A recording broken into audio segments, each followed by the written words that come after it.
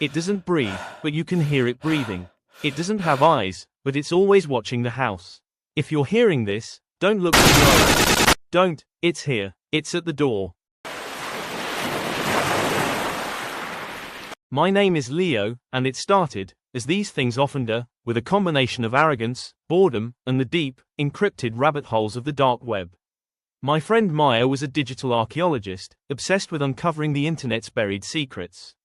I was just along for the ride, a skeptic with a strong Wi-Fi connection. One rainy Tuesday, Maya's voice crackled through my headset, charged with excitement. Leo, I found something. A new board, deeper than anything I've seen. They're calling it the Grand Theater. It's not just gore or illegal markets. It's narratives, interactive experiences. But the users, they don't post comments. They post case files. My curiosity, against my better judgment, was piqued. Using her labyrinth of proxies and virtual machines, she guided me in. The board was stark, minimalist. Threads were titled like old case numbers: Project Lullaby, The Midnight Radio, Station 9. Maya clicked on one simply labeled, The Iris, OBS. Log number 7. It was a series of text entries, like a diary, from a user named Sleepless in Seattle. The early entries were clinical, fascinated. They detailed accessing a sub-layer of the Grand Theater where you could request a unique art piece. You had to submit coordinates, not your address, but a nearby public place, and the time you'd be there. The artist, entity, or whoever it was, would then deliver instructions for viewing your piece. Sleepless submitted the coordinates for a rarely used dog park in the Ballard neighborhood of Seattle, near his home.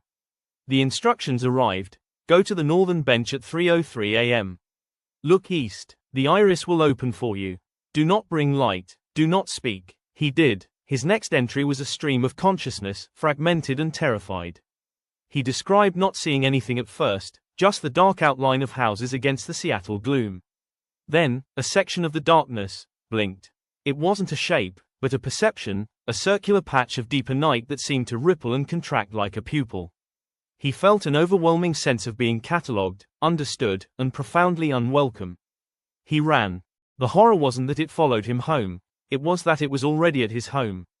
The final entries were the chilling part. He wrote about a presence that manifested in his periphery. A silhouette that was only visible as a slight warp in the air, like heat haze off asphalt, but shaped like a tall, slender man. It would stand in his yard, or in the hallway, always at the edge of sight. He called it the Observer. His cameras showed nothing. His dog would whine at empty corners. He heard breathing through his baby monitor, but his infant daughter slept soundly. This is next level ARG, I said, my voice lacking conviction. Maya was silent for a long time. There's a submit form at the bottom, she whispered. It's still active. The arrogance returned. It's a story, Maya. A creepy pasta with a fancy UI. Let's call its bluff. Before she could stop me, I highlighted the coordinates of the old Ferris wheel on Pier 57, a place we knew well, and punched them in. The time, 2 a.m. that very night. A confirmation flashed: the iris awaits. Prepare for aperture. That should have been the end of it. But at 1:45 a.m., as rain slicked Seattle's streets, Maya called, her voice trembling. Leo, I dug into the IPs of the other case files. Station 9. That user's last real-world trace was a missing persons report in rural Oregon. The midnight radio log stopped the same night a Jane Doe was found in Cleveland. This isn't a game. A cold dread settled in my gut. We decided to go together, a safety in numbers. We parked a block from the pier, the giant, motionless Ferris wheel a skeleton against the cloud-choked sky.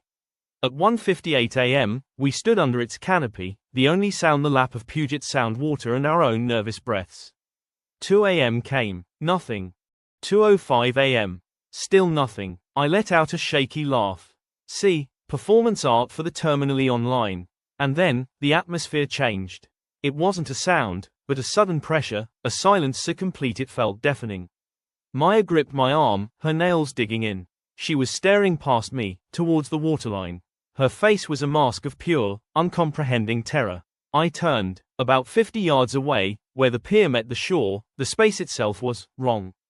It was as if a circle of reality, 10 feet in diameter, had been replaced with a perfect, non-reflective black sphere. Not an object, but an absence. And then, within that void, something began to reveal itself.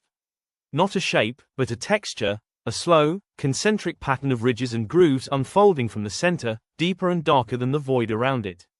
It was an eye, not of flesh, but of pure negative space, and it was focusing. I felt a physical sensation, like a cold, delicate needle tracing a line directly from that unholy aperture to the center of my mind. It saw me, it knew my name, my fears, the layout of my apartment. We ran. We didn't speak, just fled to the car, tires screeching as we sped towards my place in Capitol Hill. For 2 days, nothing happened. We tried to rationalize it, a shared hallucination, a drone light show, anything. My skepticism returned, a brittle shield. Then, the small disturbances began. My cat would arch its back, hissing at a blank wall in the living room. I'd wake at 3:03 a.m. exactly, every night, to the faint smell of ozone and wet soil.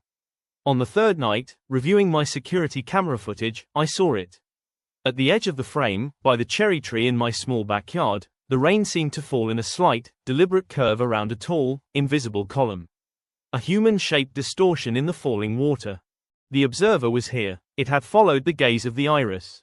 The horror is in the quiet, relentless observation. It doesn't break in. It doesn't need to. It stands and watches, warping the environment just enough to let you know it's there. The creak on the porch when you know no one is there. The shadow in your bedroom that is 1 inch taller than your furniture should allow. The profound, soul-crushing feeling of being a specimen under a microscope owned by something utterly incomprehensible. Maya and I tried everything. New firewalls, encrypted emails, moving to a hotel.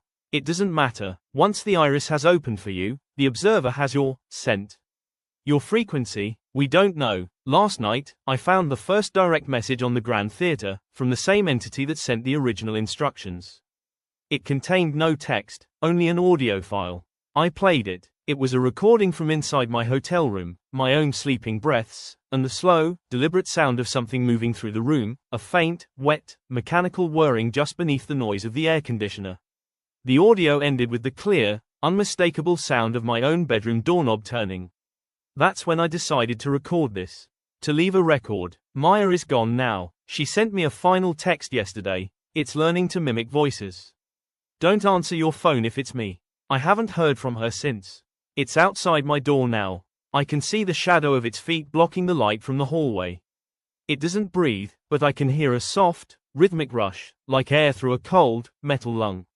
It's been standing there for 3 hours. Just watching, waiting for me to understand that there is no escape from its gaze.